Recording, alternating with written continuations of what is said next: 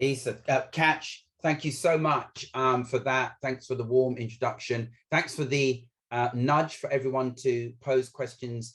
Please use the chat function. I think it's all operational, particularly on Zoom. It's a lot more robust. And I think I can catch those chat comments, which I'll invite you and prompt and encourage you to do as I go through. As Isa said, my name's Rob Neal. You can check us out at Crystal Alliance on the website. It's there just over my shoulder here on the holding screen if you want to. I'm looking at some of the names and they kind of ring bells. I'm wondering if I know anyone here.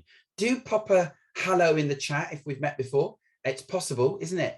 I understand from participants, we've got about 12 of you on this call, this workshop. Let me warn you now, this is going to be fast and furious. I've got just under an hour now to cover what is a very provocative, a very engaging subject. We've entitled it, at relatively short notice, we've entitled it Race in the Workplace, Language, Intent and Impact. We've skipped past some of those traditional introductions. Here we are in 2D yet again, back to virtual delivery. I think we'll make the best of it. Do, as I say, keep an eye out on the chat, help each other out with chat comments. If you think it's something that absolutely needs to be vocalized, come off of mute and mention it in there. As we go through, we'll take care of that as we step through. I want to encourage you to ask questions as we go, coming off of mute to do that. I know we've only got an hour, but we can perhaps pick them up as we go. If not, I'll try and leave some time at the end. And if you were here, you may have heard me say to Isa that I'm certainly able to hang around for a bit afterwards if anyone wants to hang around for a bit more of a chat after we've got that stop at 12. I appreciate some of you will have a hard stop. So let's get going. We've only got an hour. Early comment in the chat box. If you have any questions, do put your hand up or just ask away here in the chat. Thanks for that, Isa. We all have a role to play in building inclusion. I'm going to hazard a guess that with our own place of work, with our own work that we're already up to, we kind of appreciate that. But I like to mention it at the beginning of sessions like this because there are still some of us who try and either take a back door out or try and look the other way, and it's not going to help. So let's lean in. We've all got a role to play in building inclusion. We've all got a role to play making this session a success. So let's dive in and bring our authentic selves to this topic as we have a conversation about race in the workplace, language, intent, and impact. A quick bit of interaction, and you might be familiar with the annotation function at the top of Zoom. If you hover your cursor at the top, a bar comes down, press annotate, and you've now got an electronic pen that you can mark the screen with. But if not, and you're a bit too anxious about doing any of that, just pop it in the chat. I want you to answer this question nice and early. How comfortable are you talking about race? On a scale of 0 to 10, where 0 is not at all comfortable, 5, you're okay with it, 10, you're absolutely on the money with it, happy to discuss it anytime. A big quick 10 from Dan there. Thank you, Dan. Good stuff. Anyone else? What are you on a scale? Lara's coming out at 7. Dawn's a 7. We've got another 10 from Justine. Great stuff. There's a 5 in there. I didn't see who that was. And there's a couple of comments in the chat. A 5 from Louise. That may have been you marking Louise. Michelle's a 7. Jackie's an 8. We've got Jennifer at 9. What a great group. Fantastic conversation ahead in just under an hour. Let's see what we can now share with each other on that instant response to the question, how comfortable you are talking about race. I'm going to go back up to annotate. I'm going to take the option to clear the markings because we've now got a handle on what we're like, who we are, who's in this electronic space.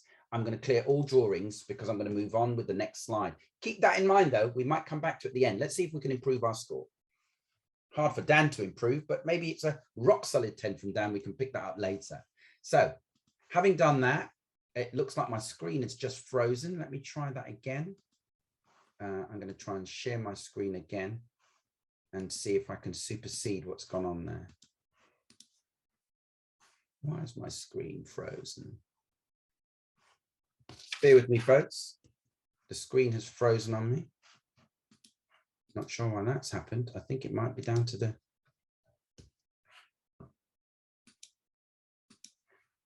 No, my screen is frozen. Not Do you sure. want me to reshare you again, or?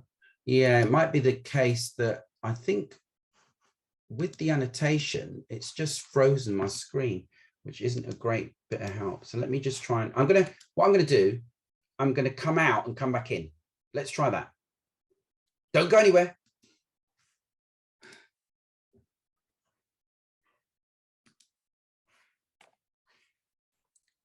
Are you trying to exit and come back in, are you?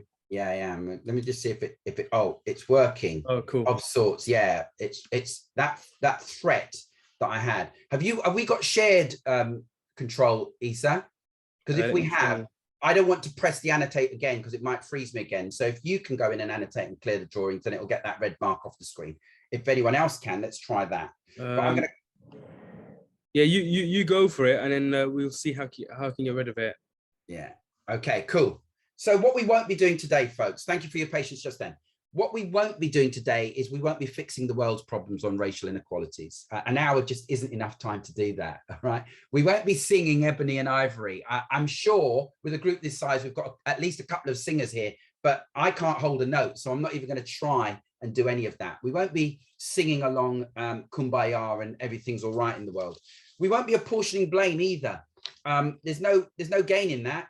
Sometimes conversations of this type can degenerate into that space, but we'll be doing our best collectively not to apportion any kind of blame, nor will we be absolving ourselves from action. We're going to cling and hold sight with the action that we can be taking in the workplace when it talks about race in the workplace, language, intent, and impact. And finally, and for those of you who perhaps are based in HR, or maybe you're an HR professional, we won't be putting together a 10-point action plan with a Gantt chart for the HR team to take forward.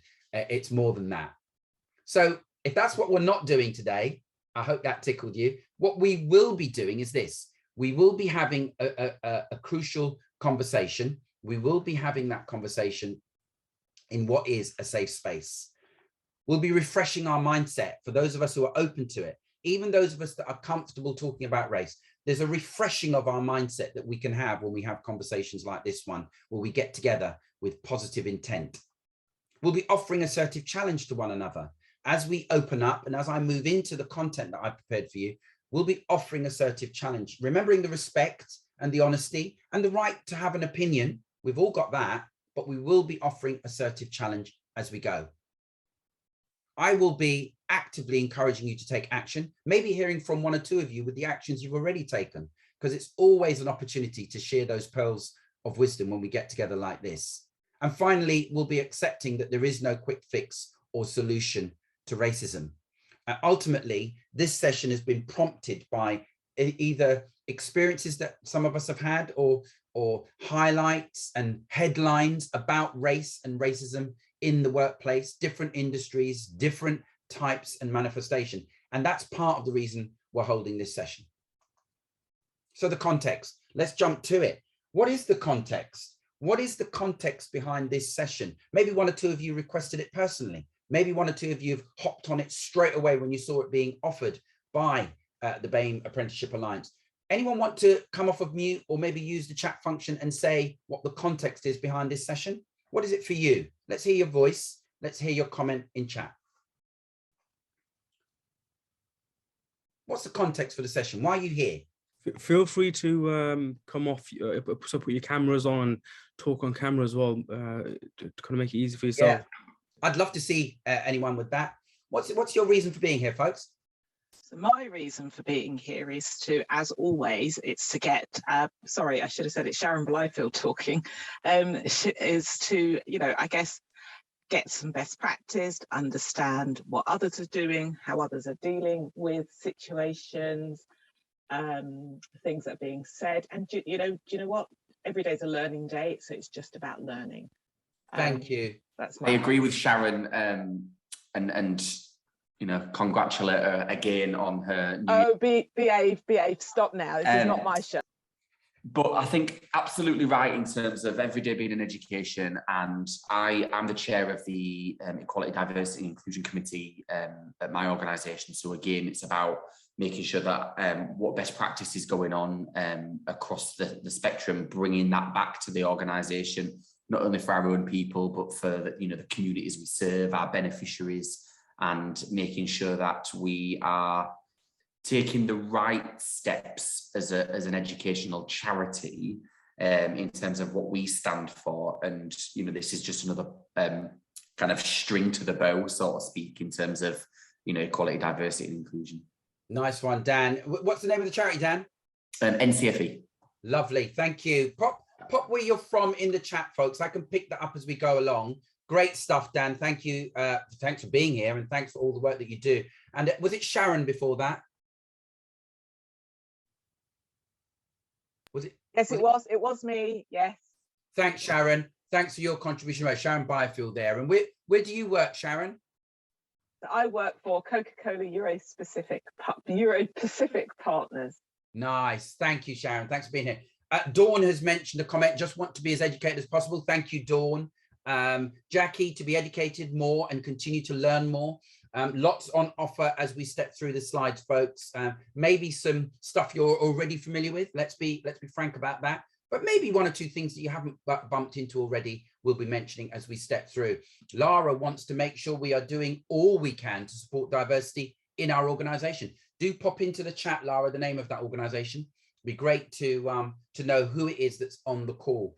Because it's an hour, we're not going to do the kind of traditional thing of going around everybody and asking you for that. But what we can do as we multitask, I know some genders are better at multitasking than others. I get it, but I'm getting there. I'm trying.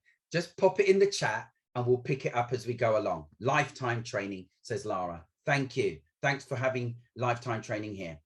Stay up to date with best practice and what others are doing, says Justine. Thank you, Justine. Great stuff. And so the context has been set, hasn't it? It was on the 25th of May, 2020, that the arresting officer, Chauvin, held his knee down into George Floyd's neck for 9 minutes and 29 seconds until he could breathe no more. Bless his soul, George Floyd.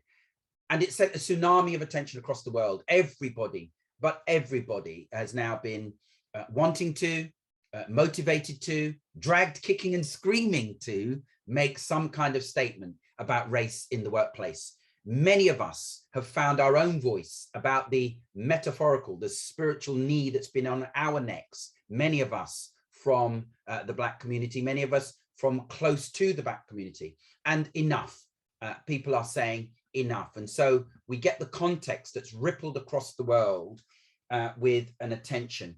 And, you know, it's more than that, isn't it? People are finding a louder voice. And I want us to watch this short video that further sets the context for this session. Have a listen to this.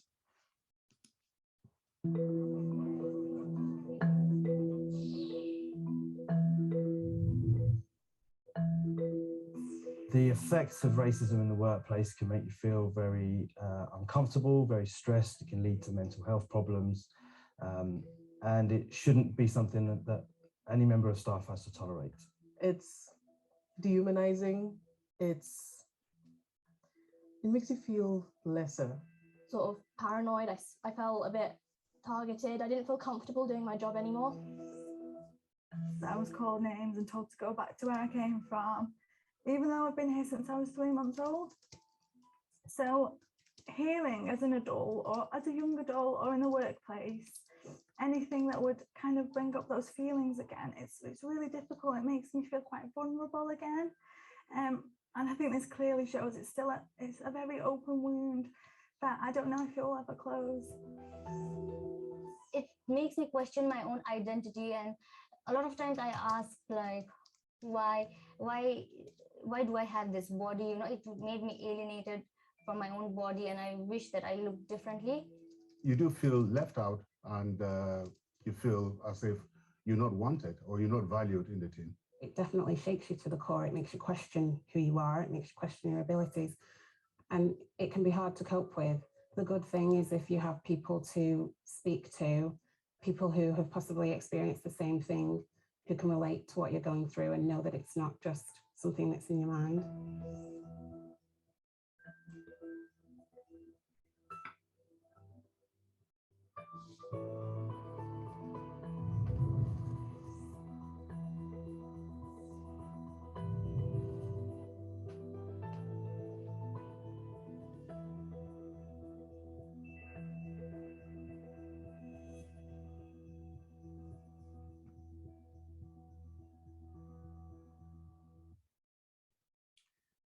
Thanks for watching that, folks. Not an easy 2 minutes, certainly the first time I watched it, and in fact, each time I watch it, but just 2 minutes of people sharing their experiences of racism in the workplace to further add context to why we're here. I guess and sense that many of us feel that anyway, but it's a good reminder, isn't it? It's a sharp reminder. And it's always, I think, useful to remember that it is a privilege to learn about racism, to talk about racism, as opposed to experiencing it. And for many of us, to recall those moments of racism is traumatic. And I want us to hold that and to remember that as we step through this session that is a quick one, but is still a useful one for us.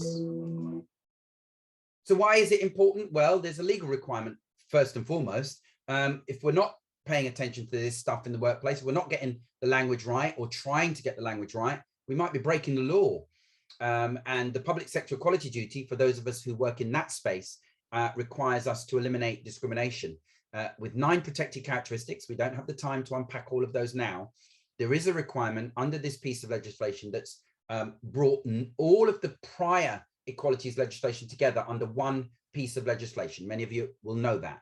But there's also been an evolution of the equalities legislation. In other words, equalities legislation has caught up with the modern world somewhat.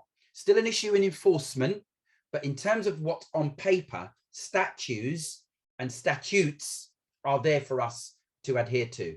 And so whereas in the 60s and 70s, it was what could happen, in the 80s, 90s, it was what should happen. Now, following the Equality Act 2010, it's what we must have due regard to.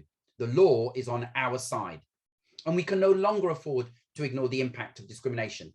George Floyd's legacy stands for at least that. But we know there are others, Smiley Culture, Mark Duggan, Roland Adams. What about Joy Gardner? What about Cynthia Jarrett? Or what about Christopher Older?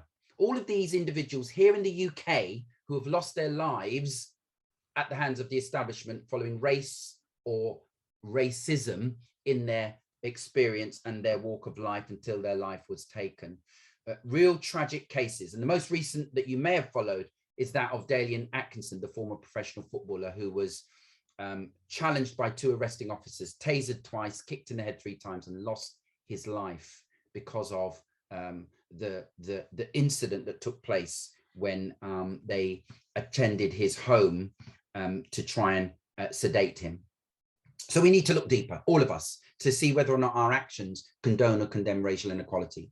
It's transparency that will lead to better decisions on representation, which results in better policies and services. And so we set about a shift in our mindset. Here we are in lockdown yet again, but emerging out of lockdown for a new normal, or as I like to say, a new different as we come out of lockdown on the other side. So further context for us there.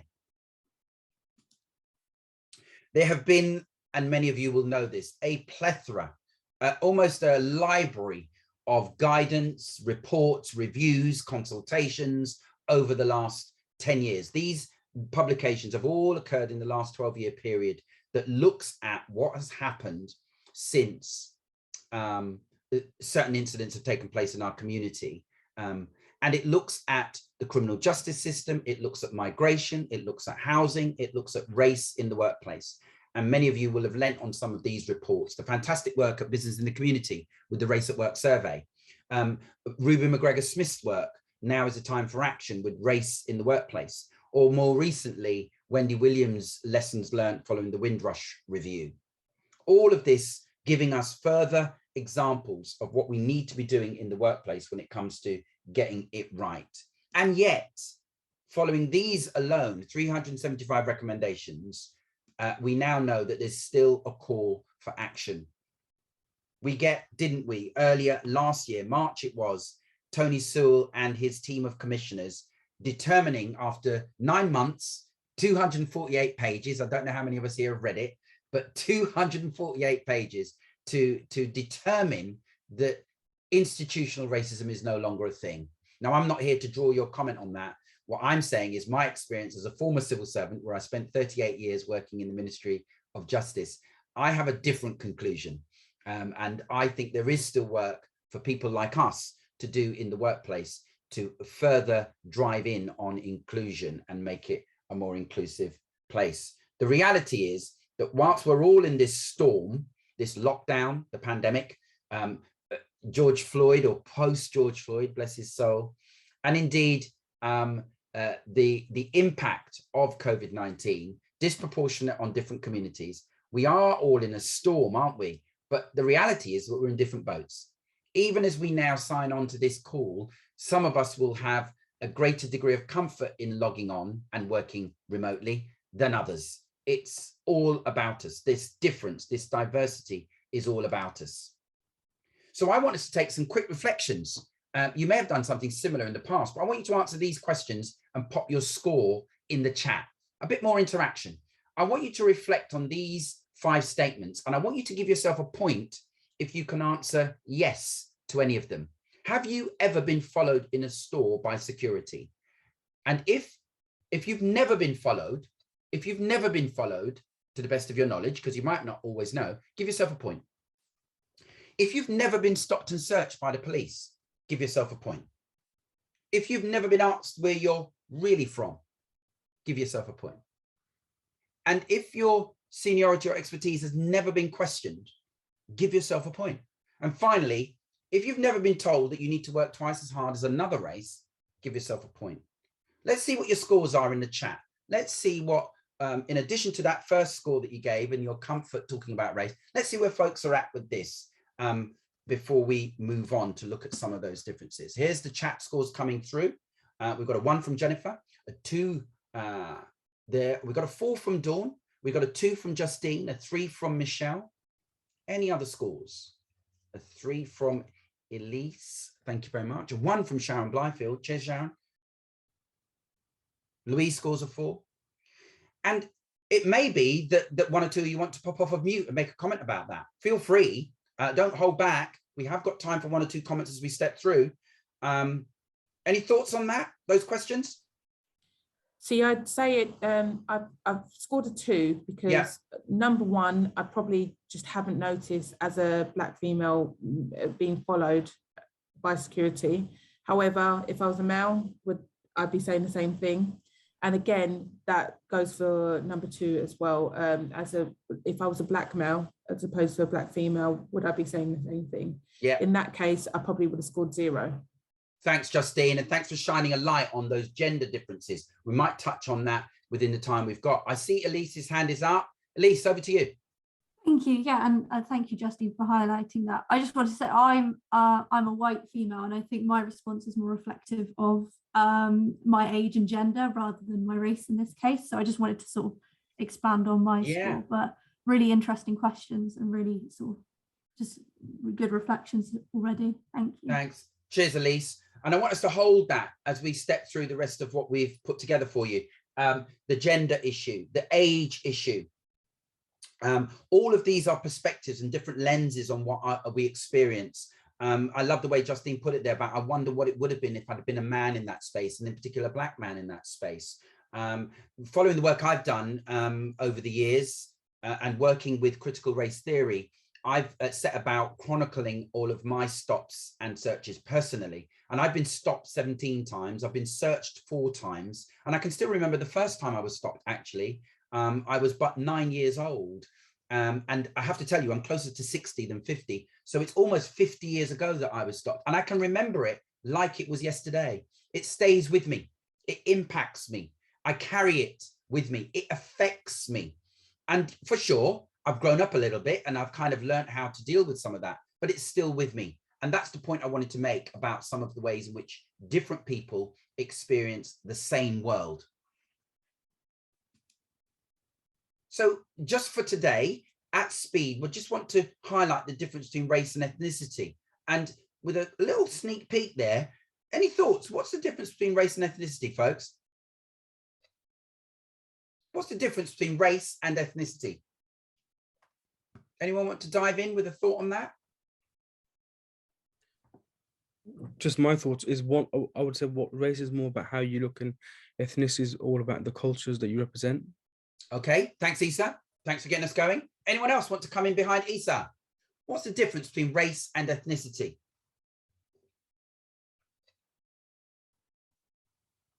Well, here it is on the screen. Questions are coming thick and fast, I know, but we've only got an hour, so I'm moving at speed. But shifting gears, race is, as Issa suggests, physical appearance, the way you look, the way you appear, whereas ethnicity is about the culture, the language, religion, dress, food. It's those choices almost that, and for some it's not a choice, but in the main, they are choices expressed. Race is often determined by birth, whereas ethnicity is based on learned or chosen identities. It's a part of our upbringing or custom. It's a part of our upbringing or custom. Now we're moving at speed, but I wanted to hold this as we move through to say, this is the distinction between race and ethnicity. Now remember what Dr. Tony Sewell and his team of commissioners said. They were looking at a commissioned piece of work, commissioned by the government, who have not yet commented on the report, by the way, but almost a year since it published, but they were looking at the disparities by race and ethnicity. And if you haven't already, and you are working in this space, I would recommend reading the report. It's a long one, but it's worth reading if you haven't already. How are we doing on energy levels? We're about halfway. Are we good? Should I crack on? I do like to offer 2 minutes out the screen if you need your eyes resting or you need a comfort break. Should I just crack on? Yeah, go for it. I mean, yeah, crack on. Yeah, no worries. Cheers, Isa. So I want us to reflect on this as we go. I want us to reflect on the fact that very often we can rule ourselves out of this conversation. Some of us can. We know of colleagues who do, because their ability or their capacity to listen without judgment is one that challenges them. I would suggest, if you're working in this space, that we can all work at the ability that we have to listen without judgment, to prepare to share beyond our level of comfort, to respect confidences, not interrupting, not taking over. I worked with one client where the problem from the get-go was about people who are in positions of leadership traditionally wanting to take over on the conversation about race post George Floyd, almost like they wanted to tell perceived victims how they should be responding to this. And so it takes over and commands the language when it really needs the space for people to find their own voice. Anonymizing people, if you're talking about incidents, is always a good thing to do. Opening your heart, but also remembering to open your mind. Yeah, it's one thing to have the empathy, but we need to have the ability to hear from one another, and knowing that we'll make mistakes. That is okay. We'll touch on that later. You know, for many of us, we're stepping into new territory. This conversation about race is something that was never had before. It's new for a lot of people. Oh, don't get me twisted. It's not new for a lot of us, but it is new for some people. And so we need to acknowledge and have gracious spaces. Safe spaces, yes, but gracious spaces is what we need to be about, and more forgiving as we step through. The world is changing. It's changing at a pace. Population, climate, we know about, but there's political changes taking place. Technological change is going faster than ever. And so what we know today, as I think someone alluded to in the introductory phase of this workshop, we may not be up to date come tomorrow. So it's about staying as a thought leader. It's about staying ahead of and being at the vanguard of what's going on and opening yourself to all of that learning. I wanted to introduce 3 drivers of inclusion that drive at getting this right. There's the law, the legal stuff. There's the heart, the moral stuff. And of course, there's the money, the economic stuff. These 3 drivers of inclusion are paramount. Keep them with you at all times. The moral, the legislative, the economic. In other words, the heart, the head, and the pocket. They drive at inclusion.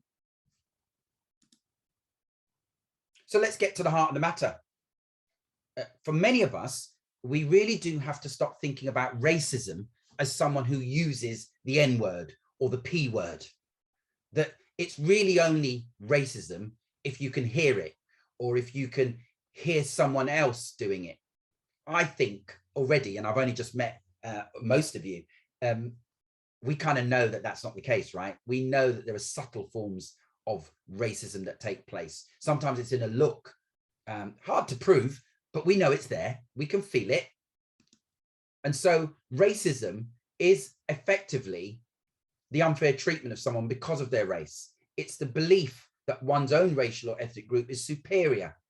It's the belief that groups of humans possess, that because they possess different behavioral traits corresponding to physical appearance, that they can be divided based on the superiority of one race over another. All of these are definitions of racism. But I want you to consider that there are multiple dimensions of racism. There are 4 fundamental dimensions of racism, here depicted in this diagram out of the Slow Factory Foundation. There's the interpersonal stuff. There's the internalized stuff, the stuff we keep on the inside. Then, of course, there's the institutional stuff and the structural stuff that occurs. And so when we're looking at something like language, intent, and impact in the workplace, it's through these lenses and dimensions that we often have to consider it. We have to think about these different dimensions. I think there's a technical glitch that one of us has. Jackie keeps dropping off, and someone else has to pop to another meeting. Thanks for letting us know on the chat. But moving on here, have a listen to some of these, or at least read and listen to yourself play them back. I'll probably call them out aloud just so we can all hear them. Is it okay to say black? Where do you come from? No, where do you really come from? Is this your natural hair? Can I touch it? I find you aggressive. Your name is too hard to pronounce. I'll call you Mary. Oh, hello. Hi, Rob. Deliveries go around the back. I don't see colour. Wow, your English is very good. Quite articulate. Have any of you heard any of these before?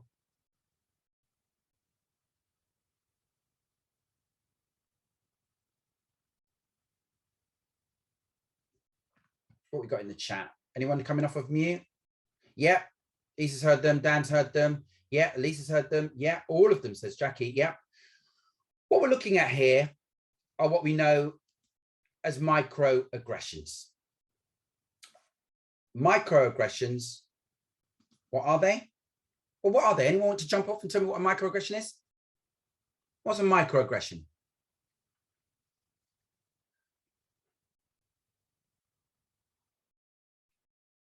Anyone heard the term?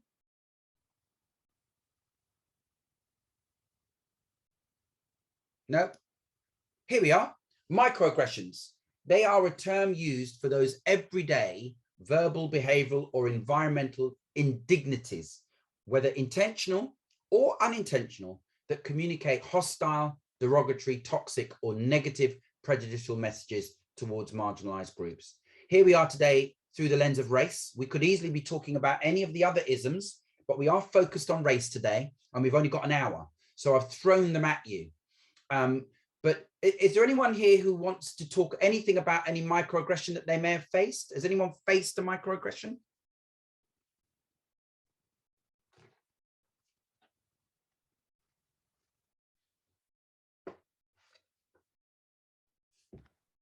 No? I'll say one thing that, and this is more of a sort of an admission, was sometimes when, this is, we're talking many years, obviously it got me into learning more about this topic some years ago, which is where I am today. But some of the terminologies it became a custom of the places I worked, and I ended up actually saying it myself. Yeah. And you don't realize it until you start learning about it. It becomes more apparent to you. Yeah. About in terms of the terminology that I've used in the past, not necessarily to describe people, but to talk to people, whether it be talking X, Y, Z. So that's kind of more of like an old self-admission, really. No, thank you for that. Thanks, Lisa. Thanks for that. And I could certainly match you with some of those self-admissions and confessions. I don't mind sharing one of mine. I remember when I started training 24 years ago, I started training, and when I was being mentored as a trainer, and I can remember, much to my horror, I'm going to confess, but I remember when I was training on having a conversation. That was the training, and I wanted to illustrate that sometimes it's difficult to have a conversation, and that some people are very strict when they're having conversations. And my interpretation of that was to say, and this is the way I said it, we have ways of making you talk. And I put on that accent, and I put on that mock, terrible German accent, whatever that is meant to be. I mean, just thinking about the way I behaved at that point makes me a bit embarrassed and a bit ashamed, to be honest. But I was put right by my mentor. It was a tough conversation at the time. I was a lot younger. I pushed back because it was a phrase I was used to hearing, but it wasn't right. And so, as with a lot of learning, when we get to that point of discomfort, it's where the learning takes place. And microaggressions occupy a lot of that space. And I can remember, thousands of microaggressions that I faced throughout my career when I was working as a civil servant. And no doubt, once into our consciousness, we can all think about those moments when we faced microaggressions. How do we deal with them? Well, ineffective strategies is to do nothing. Ineffective strategies is to sidetrack the conversation. It's ineffective to simply appease the participants or terminate the discussion. We're not going to talk about this. I'm not going to talk about this anymore, or become defensive, which is what I've done more than anything else those 24 years ago. But the effective way to handle some of this is to understand your own racial and cultural identity. It does begin with knowledge of self. Where do you come from? What do you stand for? How would you define yourself? And if this was a longer session, we'd spend more time on that to get to know each other. Acknowledge and be open, admitting your racial biases. In a sense, we all carry these biases. We've been socialized, but it's about acknowledging them, admitting them, and then addressing them. To validate and facilitate discussions of feelings. I come from an industry, the public sector, where it's not often spoken about, certainly not when I started my career back in the early 80s, but we're getting better at that, or at least we're trying to facilitate the process of dialogue without giving in to emotions. They're there, but not giving in to them, and to validate, to encourage and express admiration and appreciation to participants who speak when it feels unsafe to do so. Remember what we said earlier about recalling any trauma. It takes a lot for people to talk about those moments they've faced. Remember when you're listening to that, remember when you might be doing that it actually takes a lot for people to do it. So what is institutional racism, folks? We've talked about the internalized stuff a little bit. We've talked about the kind of interpersonal stuff that can happen without mentioning any of the words explicitly thus far. But what would you say is institutional racism, one of those 4 dimensions? How would you define institutional racism?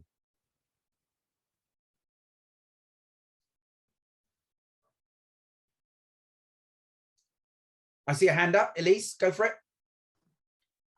I would say it's when the system itself, or sort of the institution, is sort of set up in a way, potentially unintentionally, sometimes deliberately so, to deliberately or unintentionally impact on certain groups, in this case race, to a negative extent. Thank you. I like that. I like that. And I like the split that you make between unintentional and sometimes intentional. I like that. Good stuff. Anyone else? I think we've got a comment in the chat. Let's see what that is. Organizational systems negatively impacting those of ethnic minorities. That absolutely can. And in fact, if you look at some of the published reports out of NHS England about COVID-19, some of that looks at some of the disproportionate impact on ethnic minority communities, and have a read of that. There's a wonderful report that has been pulled together by Baroness Lawrence, that's Doreen Lawrence, mother to Stephen Lawrence. It's called The Avoidable Crisis. If you Google Avoidable Crisis, and she's produced it as a Labour peer. I'm not making a political point, but it is out of the Labour Party that she's produced this report. And if you haven't read that, do check out An Avoidable Crisis, pulled together by Doreen Lawrence and her team. And it's available as a PDF document online if you wanted to read some of that. Well, the definition, thanks for that, Elise. It's absolutely on the money, but it's race, prejudice plus power, simply put. Here's a definition of it, following these building blocks to systemic racism. the internalized, what we hold inside, the interpersonal, the stuff that seeps out, that comes out, that some people can't help but manifest, institutional racism that we're now talking about. We're going to look at that in a second, and structural racism. The internalized stuff, let's just go back there. The internalized stuff is the acceptance by people of the negative societal beliefs of stereotypes about BIPOC groups. Anyone know what BIPOC stands for? Anyone know what BIPOC stands for? It's an American term. Anyone know? Black, Indigenous, people of color. That's the one. Black, Indigenous, people of color. It's a collective term that's kind of gaining currency here in the UK. We've been, if you like, advised by government to no longer use BAME, Black, Asian and minority ethnic. Some of us are scrambling around for what do we use then. Some are using ethnic minorities. Some are saying the global majority, all that kind of stuff. It's all part of the language challenge, isn't it? Because it's moving all the time. Check out BIPOC. It might be one that settles in your organization. It might not, but just be aware that it is a term that's used to describe people who are not white. BIPOC, Black, Indigenous, or people of color. Gaining currency here in the UK. Interpersonal, the stuff that comes out, the racist acts and behaviors carried out from one person to another. Yeah, you're right, Sharon. Once again, another label. Don't get me going on that. We will be here a while. Let me go to the definition of institutional racism. Here it is. Institutional racism, expanding on what Elise said, actually. But have a look at this. It's the collective failure of an organization to provide an appropriate and professional service to people because of their color, culture, or ethnic origin. It can be seen or detected in processes, attitudes, and behavior that amount to discrimination through prejudice, ignorance, thoughtlessness, and racist stereotyping, which disadvantage minority ethnic people. It's a longer version of what Issa put in the chat, actually. Let me ask you a quick quiz question, because this isn't my definition. It's not my words. Where did I get this from? Anyone know where I got this definition from?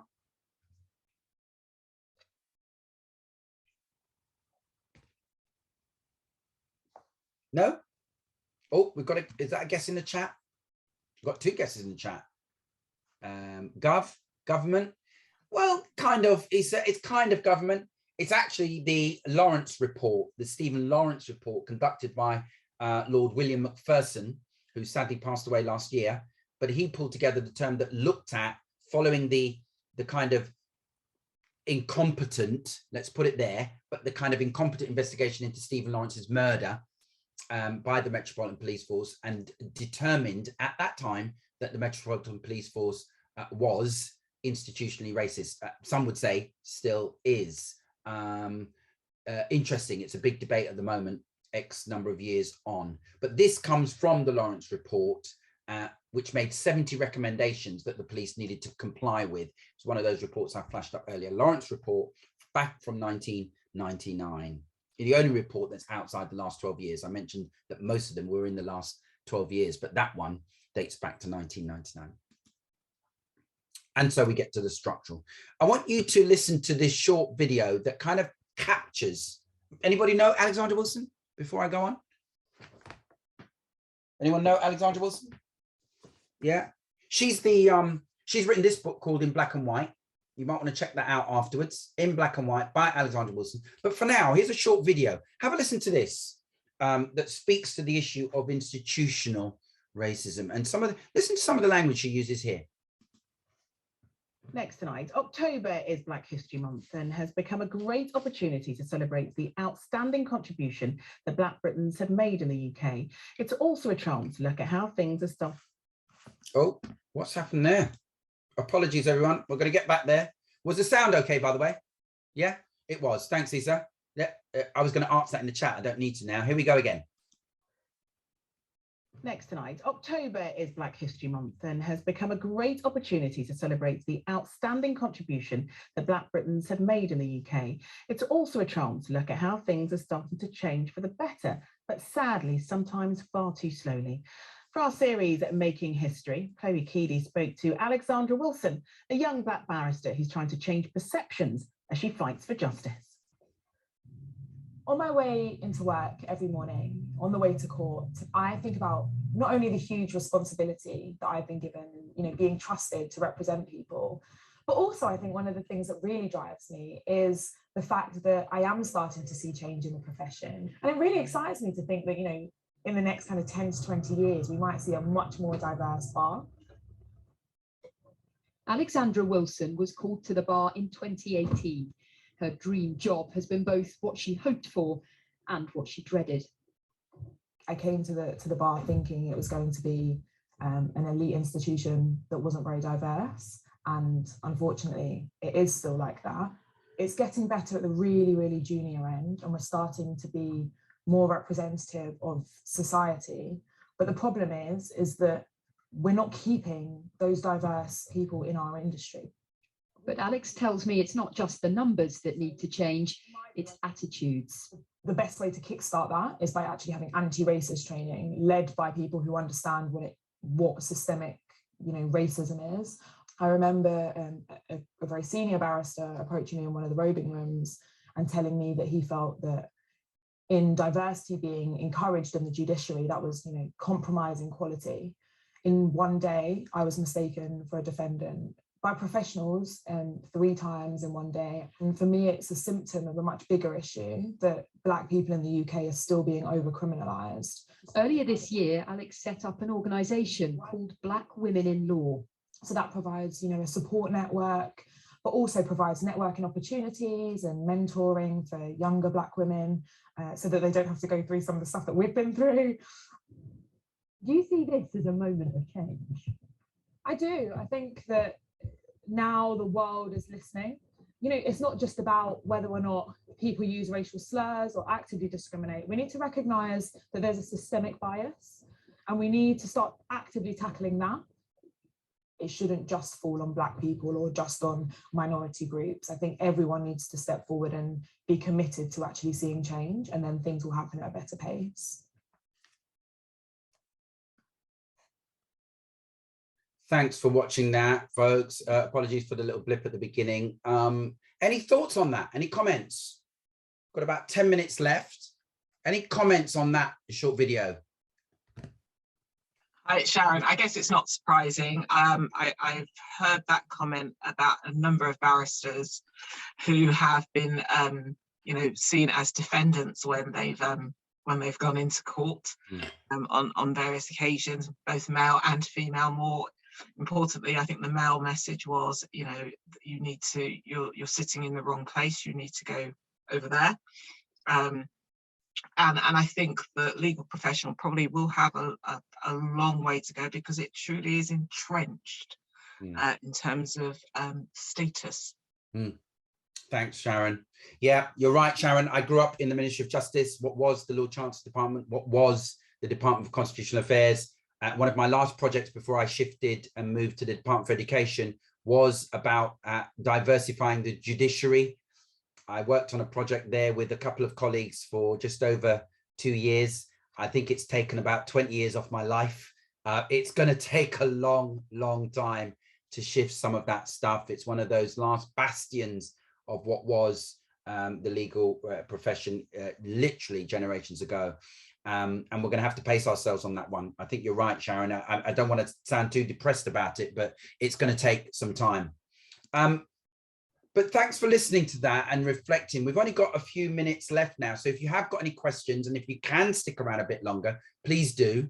I appreciate some of you got some hard stop, but have a look at this. You may have seen a version of it before. What is it saying to any of us? Have a quick look at this and tell me what jumps off the screen at you.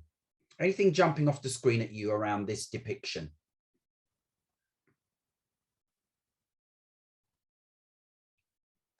Anybody who's not spoken before, it might be good to kind of hear from you guys as well. So there's a few voices we've not heard. And use the chat if it's easier. You know, we've only just met and it's less than an hour, so I'm not expecting you to be all over it on the screen if your preference is not to. But maybe use the chat. Maybe use the chat so we can get some communication going. Anything that this says to you at all? To me, it talks about a wall. Yeah, and the wall represents what, Isa? And certainly when I've you know, during my sort of early career journey, and it's still sort of early, but it's typically thinking that you need to change when really it's not you that needs to change. It's the system, it's the walls that's been put in front of you that needs to be removed or changed. Yeah. So I've got a view that this picture probably helps individuals to understand better when we're talking about equality, equity, and being equitable. The visualization, because some people are much more visual, and this actually helps people to understand that just giving equality doesn't make it equitable. Yeah, thanks, Sharon. Thanks. My menu bar prevented me from seeing your hand was up there, but now that I've got rid of the menu bar, I can see. Yeah, absolutely, Sharon. You know, if you start on the left-hand side, folks, back in the 70s, actually, and early 80s, some of us may have been in the workplace by then, it was the case that everybody was treated the same. Everybody got the same, which is what you've got on the left-hand side. No matter who you were and what you were, you got the same. Why? Because we're all human beings. Now, I'm going to hazard a guess that one or two of us may have heard a statement recently, actually, following Black Lives Matter, that all lives matter. Of course, all lives matter. But Black Lives Matter doesn't mean that all lives don't matter. Black Lives Matter simply refers to the disproportionality that is meted out in respect of Black individuals. And it's funny, isn't it, how things come around. I remember in a conversation once when someone was telling me about, Rob, come on now, all lives matter. And I remember reminding them about, you know, when there was a collection for Help the Aged, I didn't hear anybody say, what about the young people? You know, it is a focus on helping people that need help at a particular time, which is why equality in the sense depicted here on the left-hand side doesn't work. We're not all the same. We do start from different places. Remember my image at the beginning. We're all in a storm, but we're in different boats. And what the workplace needs to do, including our language, that's why it's so important when we look at intent and impact, is to work out what the right and appropriate language must be. What is the equitable language that we're all searching for? And so we need to go from being not racist, which is a good thing, but we need to move on a journey in becoming anti-racist. Not racist at its worst, remember, it is a good thing, but not racist can sometimes mean that people believe there is a neutral position to be had, that you don't have to do anything about the current situation. It will heal itself. Well, you know, I'm 58 this year, and I don't think it's going to heal itself. Osmosis alone will not heal us. We're going to have to do some stuff. Not racist means you don't see race. That's why you get the comment, I don't see your color, Rob. Well, don't lie to me. You can see my color, just as I can see aspects of your diversity. What we need to be about is not thinking that my color is in any way less than, because it's not. Not to deny the existence of internalized racism. I like what Verna Myers says, by the way. Verna Myers is, if you didn't know, the head of inclusion at Netflix. She's also famous for the quote, diversity is being invited to the party, inclusion is being asked to dance. I love that quote. You've probably heard it before. But you know, what Verna Myers also says is that we were all outside when the contamination came down. And so we are all impacted. Whereas anti-racist talks about acknowledging our history, our lived experience, the structures and policies. Many of you have mentioned them today. It confronts racial inequalities, and it is the opposite of racist. You see, the opposite of racist is not racist. The opposite of racist is anti-racist, because it begins to deconstruct what has gone on before. Let's pick up some of the chats. Maybe come off of mute if it's quicker, folks, as we begin to round up. I'm familiar with the first two versions of the imagery, but not seen the third, equitable version, as much acknowledges the system itself can be and is broken. Also agree with Sharon. So says Elise. Thank you, Elise. Louise says, I've seen this imagery before, but the equitable picture is new to me. Very interesting. Good stuff. Thanks, Louise. Dawn says, sorry, my sound isn't working. I connect with the vision of removing barriers rather than creating lots more tailored processes and guidelines. Yep. Will we get copies of the slides? I'm sure Issa and I will be talking about that. We will talk about that after today. And so let me move to a final slide that really, after some reflection, I'd like you to take on board. It's called the zone model. Hands up if you've seen this before, or come off of mute if you've seen it before and where you've seen it. It's It's called the zone model. It's about the journey in becoming anti-racist. Have anyone seen this before?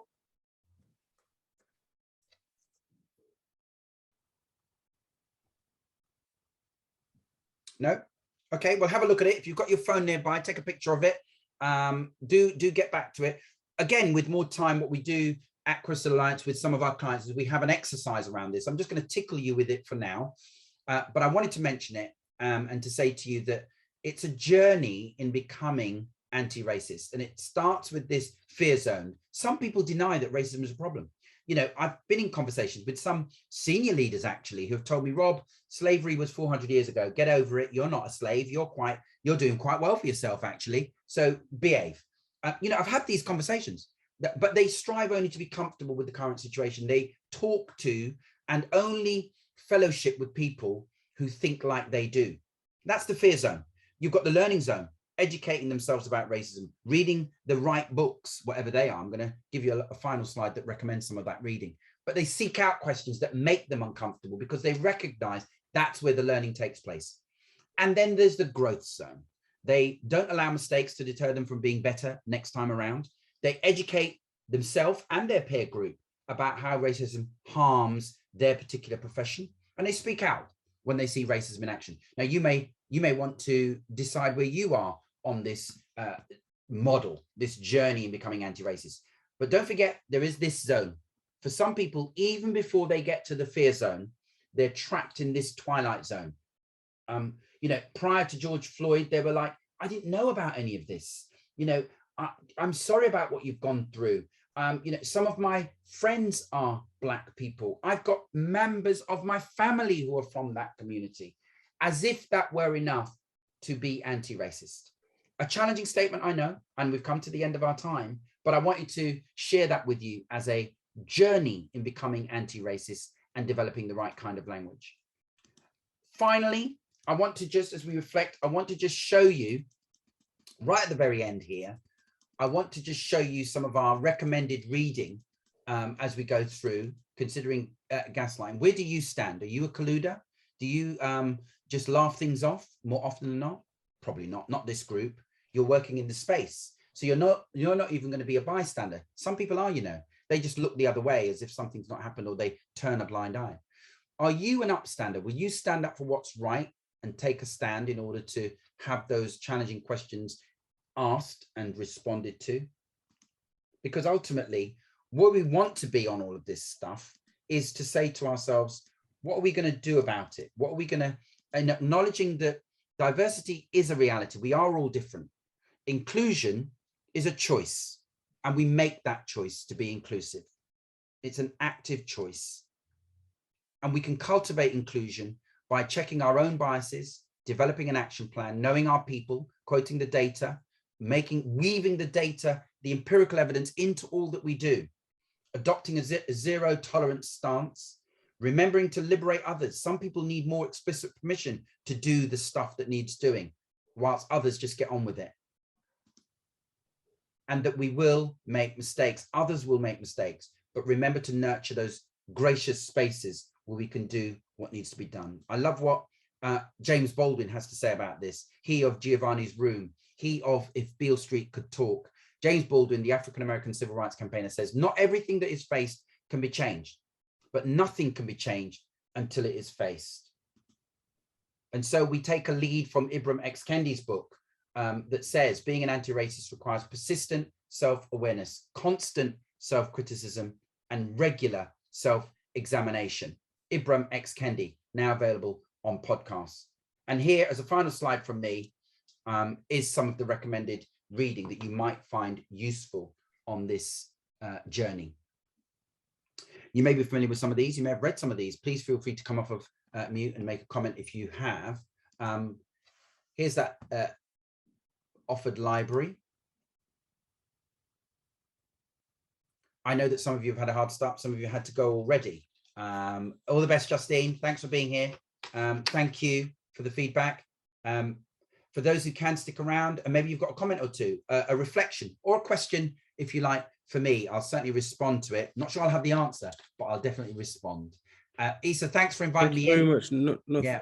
Thank you very much for joining the session. I really appreciate it, and I hope we get to do more sessions with yourself. If there are any burning questions, feel free to ask Rob now. I'm more than happy to. I'm sure Rob will be happy to help here.